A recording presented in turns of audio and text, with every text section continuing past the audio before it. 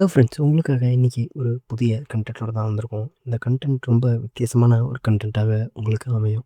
எப்படின்னு கேட்டிங்கன்னா, எல்லாருக்கும் மனசில் நிறைய விதமான குழப்பங்கள் இருக்குது. என்னென்னா, எல்லாருக்குமே மனசில் ஒருத்தவங்கள பிடிக்கும். ஆனால் அதை அவங்கக்கிட்ட போய் சொல்ல ஒரு பயம் இருக்குது. ஸோ அப்படி பயம் இருக்கிற காரணத்துக்காக அவங்க அதாவது யாரை மனசில் பிடிச்சிருக்காங்களோ அவங்கள போய் பேச முடியாமையே ஒரு காலகட்டத்துக்கு அப்புறம் ரொம்ப நொந்து போய் இறந்தே போயிடுறாங்க.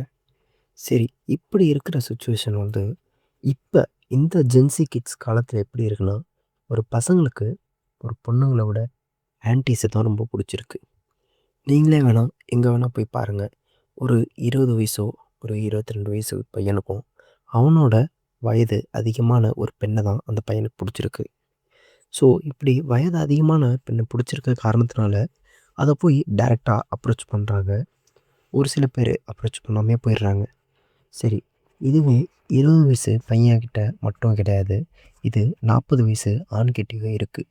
என்னென்னா 40 வயசு ஆண்கிட்ட அவங்களோட வயசில் ஒரு 2 வயசு கம்மியாகவோ அல்லது ஒரு 5 வயசு அதிகமாகவோ இருக்கிற பெண்கிட்ட போயிட்டு அப்ரோச் பண்ணணும். அவங்க கூட நம்ம நல்லா பேசணும். அவங்க கூட ரிலேஷன்ஷிப்பில் இருக்கணுன்ற ஒரு ஆசை எல்லாருக்கும் இருக்குது. ஆனால் அது எல்லாருக்கும் அமையறதில்ல. ஸோ எப்படி இதெல்லாம் பண்ணுறாங்க அப்படின்ற ஒரு சுருக்கமான ஒரு கதையாக நம்ம இதில் பார்ப்போம். நம்ம கதையில் சுமார் 2 பேர் இருக்காங்க. ஒரு ஆன்ட்டி, ஒரு பையன். சரி, இந்த பையன் இந்த ஆன்ட்டிக்கிட்ட எப்படி பேசுகிறான், இந்த பையனுக்கும் இந்த ஆன்ட்டிக்கும் எப்படி கனெக்ஷன் ஏற்படுது, இந்த கனெக்ஷன் எந்த அளவுக்கு போகுது, ஸோ இவங்களுடைய லைஃப் எப்படி மாறுது, இந்த ஆன்ட்டி மனசில் இருந்ததை அவங்க எப்படி சொல்கிறாங்க, இந்த பையனும் அவங்க மனசில் இருக்கிறத உண்மையை எப்படி சொல்கிறான், அப்படியாப்பட்ட ஒரு வீடியோ தான் இது. இந்த வீடியோ கண்டிப்பாக இன்ட்ரெஸ்டிங்காக இருக்கும். ஸோ லாஸ்ட் வரைக்கும் ஸ்கிப் பண்ணாமல் பாருங்கள். நம்ம சேனலை பிடிச்சவங்க லைக் பண்ணுங்கள். சேனலை சப்ஸ்கிரைப் பண்ணாதவங்க சப்ஸ்கிரைப் பண்ணிட்டு போகலாம். சரி, வாங்க வீடியோக்குள்ளே போகலாம். சரி, நான் சொன்ன மாரி ஃபஸ்ட் ஆஃப் ஆல் நம்ம கதையில் 2 பேர் இருக்காங்க. ஒரு பையன் இருக்கான். அந்த பையன் இப்போ தான் செகண்ட் இயர் காலேஜ் போயிட்டுருக்கான். ஸோ ஒரு அவங்க வந்து எப்படி வாழ்ந்துட்டுருக்காங்கன்னு கேட்டிங்கன்னா, அவங்க ஒரு காம்ப்ளெக்ஸில் வாழ்ந்துட்டுருக்காங்க. அந்த பையன் இப்போ செகண்ட் இயர் படிச்சுட்ருக்க காரணத்துக்காக அந்த பையன் காலையில் காலேஜுக்கு போகிறான், ஈவினிங் வரான். அதே மாதிரி ஈவினிங் டு நைட்டு எப்போதும் வீட்டில் இருக்கான்.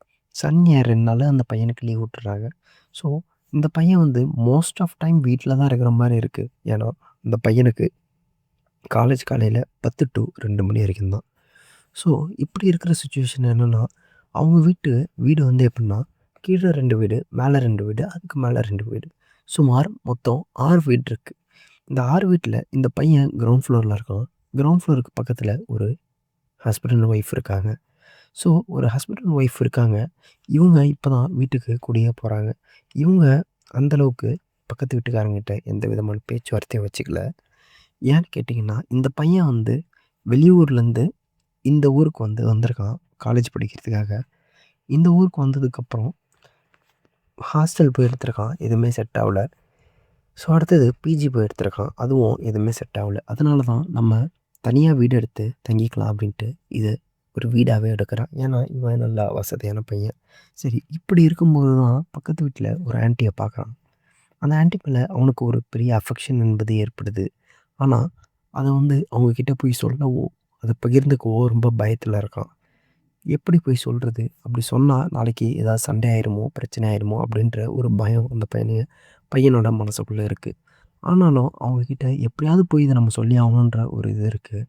அப்போ தான் ஃபஸ்ட்டு பார்க்குறான், அவங்க பக்கத்து வீட்டில் என்னென்னலாம் பிரச்சனை நடக்குதுன்றத ஃபஸ்ட்டு நோட் பண்ணுறான். ஃபஸ்ட்டு நான் ஒரு விஷயம் சொல்லிடுறேன், அதை நல்லா கேட்டுக்கோங்க. நீங்கள் ஒருத்தவங்க கிட்ட பேச போகிறீங்களோ, ஒருத்தவங்க கிட்ட அப்ரோச் பண்ண போகிறீங்கன்னா, எடுத்தோடனே போய் அப்ரோச் பண்ணால் அது நல்லா இருக்காது. ஸோ நீங்கள் அவங்கக்கிட்ட வந்து கொஞ்சம் பேசி, அவங்கக்கிட்ட கொஞ்சம் பழகணும்.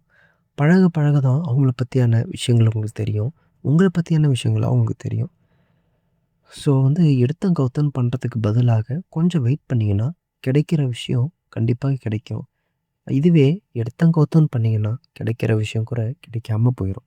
ஸோ உங்களுடைய கவனம் தான் இதில் ரொம்ப முக்கியம். ஸோ அந்த பையன் வந்து ஃபஸ்ட்டு நோட் பண்ணுறான், என்னென்ன பிரச்சனைன்ட்டு. நோட் பண்ணி வச்சுக்கிட்டு, இவன் வந்து ஒரு நாள் எதார்த்தமா போயிட்டு பக்கத்து வீட்டில் எனக்கு சாப்பாடு வேணும்னு கேட்குறான். அப்படி சாப்பாடு வேணும்னு கேட்கும்போது, அவங்க வந்து ஃபஸ்ட்டு ரியாக்ஷன் எப்படி இருக்குன்னா, ஒரு இதுவா தான் இருக்காங்க. எப்படின்னா, அ யாரோ ஒரு ஆள் மாரி நடந்துக்கிறாங்க. ஆனா, அந்த பையனுக்கு வந்து எப்படியாவது அவங்க நல்லபடியா நம்மகிட்ட நடந்துக்கணுன்ற ஒரு இது இருக்கு. ஆனா, அவங்க ஒரு நார்மலான ஆள்கிட்ட நடந்துக்க இருக்கும்போது, இந்த பையனுக்கு ஒரு அப்செட் ஏற்படுது. ஒரு டிமோட்டிவ் ஏற்படுது அந்த பையனுக்கு. என்னன்னா, இவங்க நம்மகிட்ட இப்படி பேசுறாங்களே! இது வந்து நமக்கு செட் ஆகுமா? செட் ஆவாதா? ஏன்னா, எடுத்தோனே அவங்க இப்படி பேசுறாங்க. இவங்கள வந்து நம்ம புடிச்சிருக்கு. நமக்கு இவங்க மேல ஒரு அஃபெக்ஷன் ஏற்படும்போது, இவங்க நமக்கு செட் ஆக மாட்டாங்கன்னு ஒரு பயம் வருது. ஆனாலும் அந்த பயத்தெல்லாம் தூக்கி எறிஞ்சுட்டு, அந்த பையன் என்ன பண்றான்? திரும்பி அவங்க கிட்ட போயி பேசுறான். எப்படின்னா, ஒரு நார்மலா வந்து பேச ஆரம்பிக்கிறான். அதுக்கப்புறம் அவங்களும் கொஞ்சம் நல்லா பேச ஆரம்பிக்கிறாங்க. ஸோ, இப்படி பேச பேச அந்த ரிலேஷன்ஷிப் என்பது பெருசாகுது. ஒரு காலகட்டத்துக்கு அப்புறம் இவன் வந்து அந்த பக்கத்து வீட்ல ஏதாவது பிரச்சனை நடந்து, அவன் ஹஸ்பண்ட் கிளம்பி வீட்ட விட்டு வெளில எங்கேயாவது போனதுக்கப்புறம், இந்த பையன் வீட்டுக்கு போயி அவங்க கிட்ட ஆறுதல் சொல்றான். அப்பப்ப இது இப்படி, இது இப்படின்ட்டு ஆறுதல் சொல்றான். "நீங்க ஏன் அவர் கூட வாழ்றீங்க?" அப்படின்லாம் பேசுறான். இப்படி பேசும்போது பொதுவாக நான் ஒரு விஷயம் சொல்றேன். ஒரு பொண்ணும், ஒரு பையன லவ் பண்றாங்கன்னு வச்சுக்கோங்க. அவங்க 2 பேருக்கும் பிரேக்கப் ஆகுது. அப்ப அந்த பையனுக்கு யாரு ஆறுதல் சொல்ல ஒரு பொண்ணு வருதோ, அந்த பொண்ணு தான் அந்த பையனோட அடுத்த லவ்வர். இதே தான் பொண்ணுக்கும் பொருந்தும். என்னன்னா, பொண்ணுகிட்ட யார் ஆறுதல் சொல்ல ஒரு பையன் வரானோ, அந்த பையன் தான் அந்த பொண்ணோட அடுத்த லவ்வர்ன்னு வச்சுக்கோங்க. ஸோ, நான் என்ன சொல்ல வரேன்னா, அதுக்கப்புறம் அவங்க கிட்ட ரொம்ப காமா பேசுறான். அவங்க கிட்ட வந்து சொல்லி புரிய வைக்கிறான். இதெல்லாம் இப்படிதான் அப்படி. ஆனா எனக்கெல்லாம் இப்படி ஒரு பொண்ணு இருந்தா, நான் அப்படி வச்சுப்பேன், இப்படி வச்சுப்பேன்னு பேசுறான். அப்படி பேசும்போது அவங்க இவன் பேச்சுல ரொம்ப மயங்கிடுறாங்க. அவங்க பேச்சுல மயங்கி, எனக்கு ஒரு காலகட்டத்துக்கு அப்புறம் எனக்கு உன்ன புடிச்சிருக்கு. நம்ம 2 பேரும் கல்யாணம் பண்ணலாமான்ற அளவுக்கு அவங்களே பேசிட்டாங்க. இது என்னன்னா, அவங்களுக்கு ஃபர்ஸ்ட்டு இந்த ஆசைகள் எதுவுமே கிடையாது. ஆனா, இந்த பையன் வந்து அவங்க கிட்ட பேச பேச அவங்க வந்து ரொம்ப ஒரு அஃபெக்ஷனாக ஏற்பட்டு, ஓகே. இந்த பையன் வந்து ஒரு நல்ல பையன். நம்ம கணவரோட இந்த பையன் நல்ல பையன்ற அளவுக்கு அவங்க நெனைக்கிறாங்க. இப்ப இந்த 2 பேர் மேல யார் மேல தப்புன்றத நீங்களே தெரிஞ்சுக்கோங்க. ஃபர்ஸ்ட் ஆஃப் ஆல் அவங்களுக்கு எந்த விதமான ஐடியாவும் இல்ல. இந்த பையன் பேச பேச தான் அந்த அவங்களுக்கும் ஒரு ஐடியா ஏற்படுது. ஸோ இந்த பையன் தான் ஃபர்ஸ்ட்டு போய் அப்ரோச் பண்ணான். இதுவே அந்த பையன் எடுத்தேன் கவுத்தேன்னு போயி பேசியிருந்தா, இது நடந்திருக்காது. கொஞ்சம் இந்த பையன் பொறுமையாவும் எல்லாம் எடுத்து சொல்ல போயி, அவங்களுக்கு இந்த பையன் மேல ஒரு நம்பிக்கை வருது. இவங்களுக்கு நம்பிக்கை வந்ததுக்கப்புறம் அந்த பையன்கிட்ட சொல்றாங்க. இந்த பையன் என்ன சொல்றான், "எனக்கு இப்போதைக்கு மேரேஜ்லாம் வந்து வாய்ப்பில்லன்னு" மாரி பேசுறான். ஸோ, இப்பயே உங்களுக்கு தெரிஞ்சிருக்கும். ஒருத்தவங்க கிட்ட பேசி எப்படி அவங்கள வந்து உங்களுடைய ஒரு எண்ணத்துக்கு வர வைக்கணுன்றது இந்த ஒரு வீடியோ. இந்த வீடியோ புடிச்சிருந்தா லைக் பண்ணுங்க. நம்ம சேனல புடிச்சிருந்தா சப்ஸ்கிரைப் பண்ணுங்க. அடுத்ததா ஒரு நல்ல கன்டென்ட்ல சந்திப்போம். நன்றி.